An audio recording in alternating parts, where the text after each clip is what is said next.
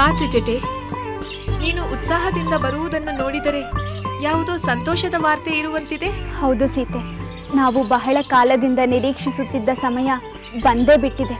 ನಿಕುಂಬಿಲ ವನದಲ್ಲಿ ಇಂದ್ರಜಿತುವಿಗೂ ಲಕ್ಷ್ಮಣನ ಸೈನ್ಯಕ್ಕೂ ಯುದ್ಧ ನಡೆಯುತ್ತಿದೆ. ಹೌದೇ ತ್ರಿಜಟೆ, ಖಂಡಿತ ಇದು ನಿರ್ಣಾಯಕ ಯುದ್ಧವಾಗುತ್ತದೆ.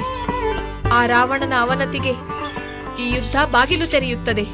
ಹೌದು ಸೀತೆ, ಈ ಯುದ್ಧದಲ್ಲಿ ಇಂದ್ರಜಿತು ಪರಾಭವಗೊಳ್ಳುವುದು ಖಚಿತ. ಏಕೆಂದರೆ ಅವನು ರಣರಂಗಕ್ಕೆ ಬರಲಿ ಎಂದು ಕಾಯದೆ ಅವನಿರುವ ಕಡೆಗೆ ಲಕ್ಷ್ಮಣ ಯುದ್ಧಕ್ಕೆ ಹೋಗಿದ್ದಾನೆ. ಅಂದ ಮೇಲೆ ಅವನನ್ನು ಅಂತ್ಯಗೊಳಿಸಬೇಕೆಂದು ನಿರ್ಧಾರ ಮಾಡಿಕೊಂಡೇ ನಿನ್ನ ಸ್ವಾಮಿ ಲಕ್ಷ್ಮಣನನ್ನು ಕಳಿಸಿರುತ್ತಾರೆ. ಅದೆಲ್ಲ ನಿಜ ತ್ರಿಜಟೆ, ಆದರೆ ಆ ಇಂದ್ರಜಿತು ಪಡೆದಿರುವ ಬ್ರಹ್ಮನ ವರ ನನ್ನ ಚಿಂತೆಗೆ ಕಾರಣವಾಗುತ್ತಿದೆ. ಅದರಿಂದ ನಮ್ಮ ಕಡೆಯವರಿಗೆ ಕೇಡಾಗುವುದಿಲ್ಲವೇ? ಬಹುಶಃ ಅವನು ತನ್ನ ಹೋಮ ಕಾರ್ಯವನ್ನು ಮುಗಿಸಲು ಅವಕಾಶ ಕೊಟ್ಟಿರುವುದಿಲ್ಲ. ಅದು ನಿನಗೆ ಖಚಿತವಾಗಿ ಗೊತ್ತಿದೆಯೇ? ಇಲ್ಲ ಸೀತೆ, ನನಗೆ ಖಚಿತವಾಗಿ ಗೊತ್ತಿಲ್ಲ. ಬಹುಶಃ ಈ ಯುದ್ಧದ ಪರಿಣಾಮವೇ ಅದಕ್ಕೆ ಉತ್ತರ ನೀಡಬಹುದು. ಅವನು ಎಂಥ ವರವನ್ನೇ ಪಡೆದಿದ್ದರೂ ಧರ್ಮದ ಕಡೆಗೆ ಜಯ ದೊರೆಯುವುದೆಂದು ನನ್ನ ಮನಸ್ಸು ಹೇಳುತ್ತಿದೆ. ನಿಜ ಸೀತೆ, ಇಂದ್ರಜಿತು ಎಂಥ ವೀರನೇ ಆದರೂ ತನ್ನ ತಂದೆಯ ಅಧರ್ಮವನ್ನು ಬೆಂಬಲಿಸಿದ್ದಾನೆ. ಅಲ್ಲದೆ ಯುದ್ಧ ಧರ್ಮಕ್ಕೆ ವಿರುದ್ಧವಾಗಿ ಮಾಯಾವಿದ್ಯೆಯನ್ನು ಬಳಸಿದ್ದು ಅಧರ್ಮವೇ. ಹೌದು ತ್ರಿಜಟೆ, ಮಾಯಾ ಸೀತೆಯನ್ನು ವಧಿಸಿ ನನ್ನ ಸ್ವಾಮಿಯನ್ನು ಮೋಸಗೊಳಿಸಲು ನೋಡಿದ ಅಂಥ ಪಾಪಿಗೆ ವಿಜಯ ದೊರೆಯಬಾರದು. ಅವನು ಸೋಲಬೇಕು. ನಿನ್ನ ಮಾತು ಸತ್ಯವಾಗಲಿ ಎಂದು ನಾನು ಹಾರೈಸುತ್ತೇನೆ. ಆ ವಾರ್ತೆಯನ್ನು ನಾನೇ ಬಂದು ತಿಳಿಸುತ್ತೇನೆ.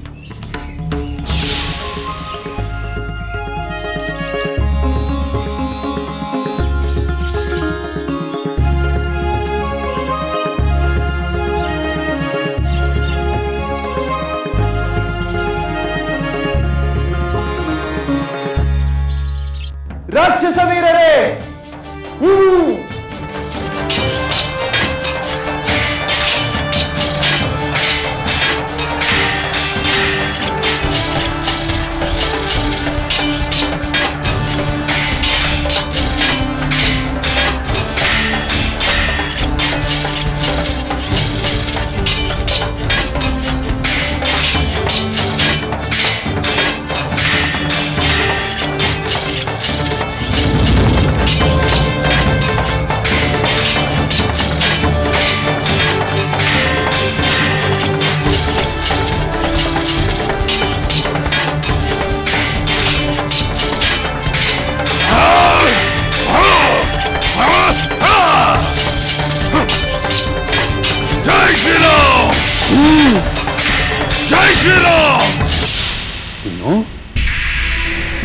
ನನ್ನ ಪುತ್ರ ಇಂದ್ರಜಿತು ಯುದ್ಧ ಮಾಡುತ್ತಿದ್ದಾನೆಯೇ?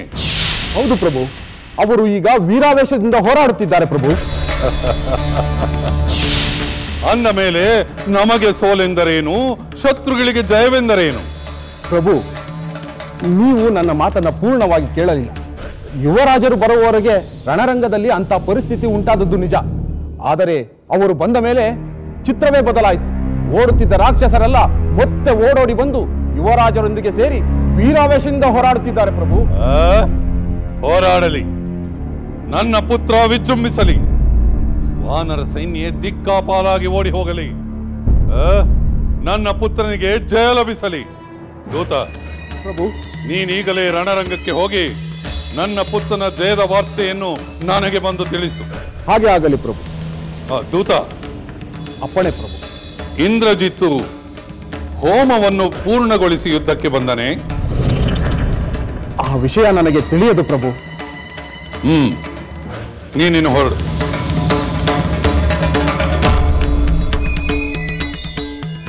ಇಂದ್ರಜಿತ್ತು ಹೋಮವನ್ನು ಪೂರ್ಣಗೊಳಿಸಿ ಬಂದನೆ ಅಥವಾ ಪೂರ್ಣಗೊಳಿಸದೆ ಯುದ್ಧಕ್ಕೆ ಬಂದಿರುವನೇ?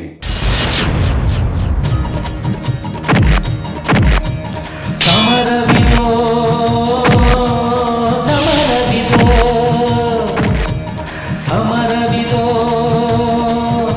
ಮಹಾಸಮರ ಚರಿತೆಯಲಿ ಇದು ಅಮರ.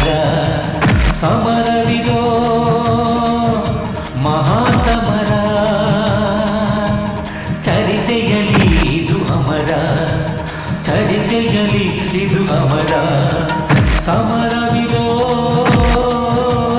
ಸಮರವಿದೋ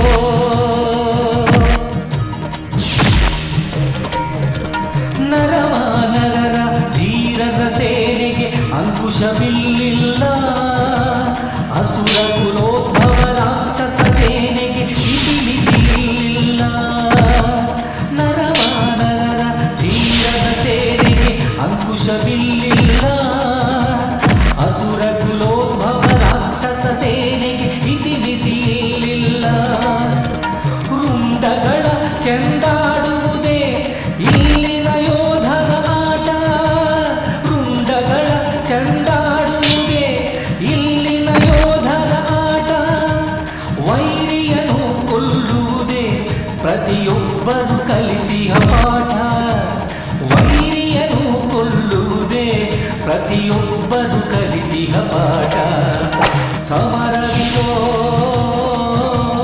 ಸಮರವಿದೋ ಚರಿತೆಯಲಿ ಇದು ಅಮರ ಚರಿತೆಯಲಿ ಇದು ಅಮರ ಸಮರವಿದೋ ಸಮರವಿದೋ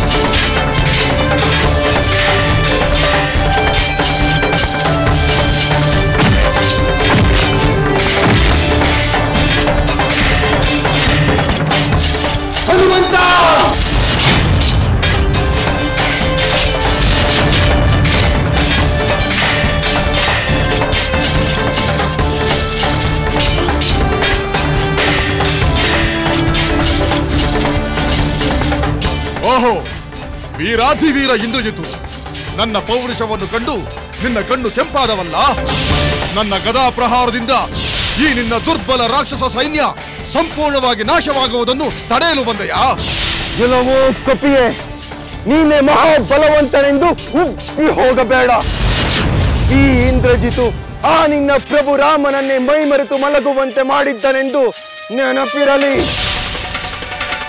ಕಪಿಚೇಷ್ಟೆಯಿಂದ ಅಲ್ಪಬಲರನ್ನು ಕೊಂದ ಮಾತ್ರಕ್ಕೆ ನಮ್ಮ ರಾಕ್ಷಸ ಸೇನೆ ನಾಶವಾಗುವುದೆಂದು ಭ್ರಮಿತನಾಗಬೇಡ ಭ್ರಮೆ ನನಗಲ್ಲ ರಾವಣ ಪುತ್ರ ನಿನಗೆ ಇಂದ್ರನನ್ನೇ ಗೆದ್ದವನೆಂದು ಬೀಗುವ ನೀನು ಮಾಯಾವಿದ್ಯೆಯ ಮರೆಯಲ್ಲಿ ತಂತ್ರ ಕುತಂತ್ರಗಳ ಮೊರೆ ಹೋಗಿರುವ ನೀನು ವೀರನಲ್ಲ ಪರಮ ಹೇಳಿ ಮಾಯಾ ಸೀತೆಯ ನೆಪದಲ್ಲಿ ನಮಗೆ ದುಃಖ ಉಂಟು ಮಾಡಿ ಪ್ರಾಣ ರಕ್ಷಿಸಿಕೊಂಡ ನಿನ್ನನ್ನು ಯಾರು ವೀರನೆನ್ನುತ್ತಾರೆ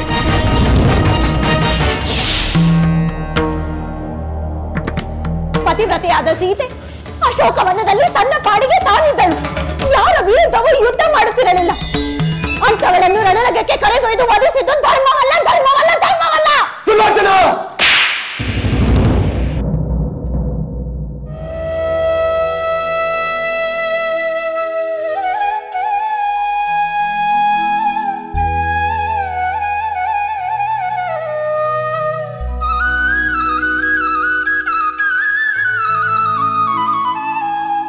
ಯುವರಾಣಿ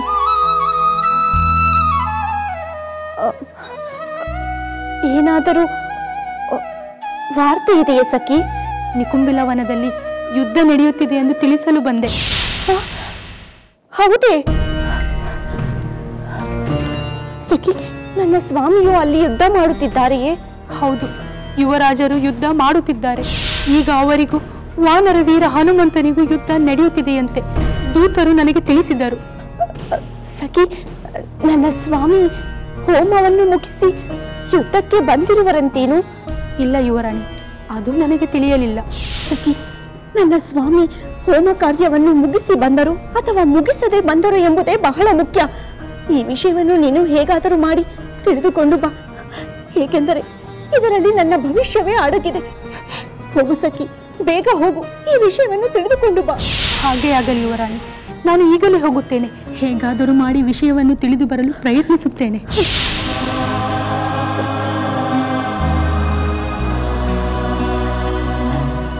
ಅಯ್ಯೋ ದೇವರೇ, ಎಂಥ ವಿಷಮ ಪರಿಸ್ಥಿತಿ ಎದುರಾಗಿದೆ. ನನ್ನ ಪತಿಯು ಹೋಮ ಕಾರ್ಯವನ್ನು ಮುಗಿಸಿ ಬಂದಿದ್ದರೆ ಅವರು ಯುದ್ಧದಲ್ಲಿ ಹಜರಾಗುತ್ತಾರೆ. ಅವರ ಜೀವವು ಸುರಕ್ಷಿತವಾಗಿರುತ್ತದೆ. ಒಂದು ವೇಳೆ ಅವರು ತಮ್ಮ ಹೋಮ ಕಾರ್ಯವನ್ನು ಅರ್ಧಕ್ಕೆ ಬಿಟ್ಟು ಬಂದಿದ್ದರೆ, ಇಲ್ಲ, ಹಾಗಾಗಬಾರದು. ದೇವರೇ, ನನ್ನ ಪತಿ ತಮ್ಮ ಹೋಮ ಕಾರ್ಯವನ್ನು ಪೂರ್ತಿಯಾಗಿ ಮುಗಿಸಿ ಯುದ್ಧಕ್ಕೆ ಬರುವಂತಾಗಲಿ. ಅತ್ತೆಯವರೇ, ಸುಲೋಚನಾ, ಕುಳಿತುಕೋ. ಹೇಳು. ನಿಮ್ಮ ಅಭ್ಯಂತರವಿಲ್ಲದಿದ್ದರೆ ನಾನು ನಿಮ್ಮೊಡನೆ ಒಂದು ವಿಷಯವನ್ನು ಮಾತನಾಡಬೇಕು. ಅಭ್ಯಂತರವೇನೂ ಇಲ್ಲ ಸುಲೋಚನಾ. ನೀನು ಏನನ್ನು ಹೇಳಬೇಕೆಂದು ಬಂದಿರುವೆಯೋ ಎಲ್ಲವನ್ನು ಹೇಳು. ನಿಮ್ಮ ಪುತ್ರ ಯುದ್ಧ ಮಾಡುತ್ತಿರುವರಂತೆ. ಆ ವಿಚಾರ ನನಗೂ ತಿಳಿಯಿತು. ಹಾಗಾದರೆ ಇನ್ನೊಂದು ವಿಚಾರವೂ ನಿಮಗೆ ತಿಳಿದಿರಬೇಕು. ಯಾವ ವಿಚಾರ? ನಿಕುಂಬಿಲಾವನದಲ್ಲಿ ಅವರು ಮಾಡುತ್ತಿದ್ದ ಹೋಮ ಕಾರ್ಯ ಮುಗಿಯಿತೋ ಇಲ್ಲವೋ ಎಂಬುದು. ಇಲ್ಲ ಸುಲೋಚನಾ, ಆ ವಿಚಾರ ನನಗೂ ತಿಳಿಯಲಿಲ್ಲ. ಅದೇ ಈಗ ನನ್ನ ಆತಂಕಕ್ಕೆ ಕಾರಣವಾಗಿದೆ ಅತ್ತೆಯವರೇ. ಅವರು ಹೋಮ ಕಾರ್ಯ ಪೂರ್ಣಗೊಳಿಸದಿದ್ದರೆ ಅಪಾಯಕ್ಕೆ ಸಿಲುಕುತ್ತಾರಲ್ಲವೇ? ಅದು ಅವನಿಗೂ ಗೊತ್ತಿರುತ್ತದೆ ಸುಲೋಚನಾ. ಅಂದರೆ ಅವರು ಹೋಮ ಕಾರ್ಯವನ್ನು ಪೂರ್ಣಗೊಳಿಸಿಯೇ ಯುದ್ಧಕ್ಕೆ ಬಂದಿರುತ್ತಾರಲ್ಲವೇ? ಸುಲೋಚನಾ, ನಿನ್ನ ಆತಂಕ ನನಗೆ ಅರ್ಥವಾಗುತ್ತಿದೆ. ಇಂದ್ರಜಿತು ಹೋಮವನ್ನು ಪೂರ್ಣಗೊಳಿಸದಿದ್ದರೂ ಅಪಾಯದ ಸಂದರ್ಭ ಉಂಟಾಗದಂತೆ ಎಚ್ಚರವಾಗಿರುತ್ತಾನೆಂದು ನಾನು ಭಾವಿಸುತ್ತೇನೆ. ಅಪಾಯದ ಸಂದರ್ಭವೆಂದರೆ? ಸುಲೋಚನಾ, ಅಪಾಯದ ಸಂದರ್ಭವೇನೆಂದು ನಾನು ನಿನಗೆ ಹೇಳುತ್ತೇನೆ. ಆಗಲಾದರೂ ನಿನಗೆ ಸಮಾಧಾನವಾಗುತ್ತದೆ. ನನ್ನ ಪ್ರಭು ಶ್ರೀರಾಮಚಂದ್ರ ಬ್ರಹ್ಮಾಸ್ತ್ರಕ್ಕೆ ಗೌರವ ತೋರಿಸುವ ಸಲುವಾಗಿ ಮೈ ಮರೆತು ಸ್ವಲ್ಪ ಹೊತ್ತು ಮಲಗಿದ್ದರೆ ಹೊರತು ನಿನ್ನ ಪರಾಕ್ರಮದ ಪ್ರಭಾವದಿಂದಲ್ಲ. ನಿನ್ನ ಅಸ್ತ್ರಗಳಿಂದ ಹಾನಿಗೊಳಗಾದ ಇಡೀ ವಾನರ ಸೈನ್ಯ ಮರಳಿ ಚೈತನ್ಯ ಪಡೆದು ಯುದ್ಧ ಮಾಡುತ್ತಿರುವುದನ್ನು ಮರೆತು ಬಿಟ್ಟೆಯಾ?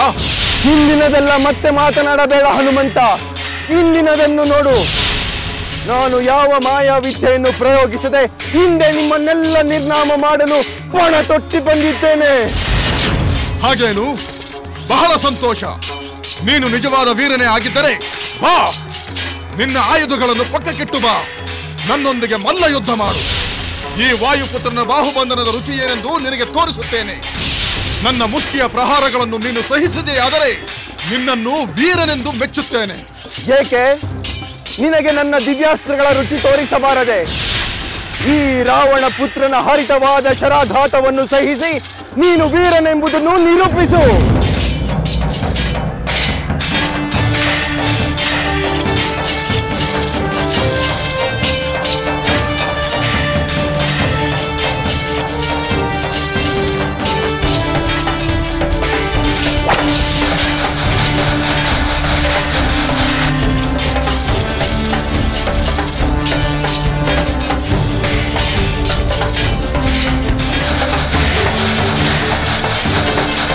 Ah!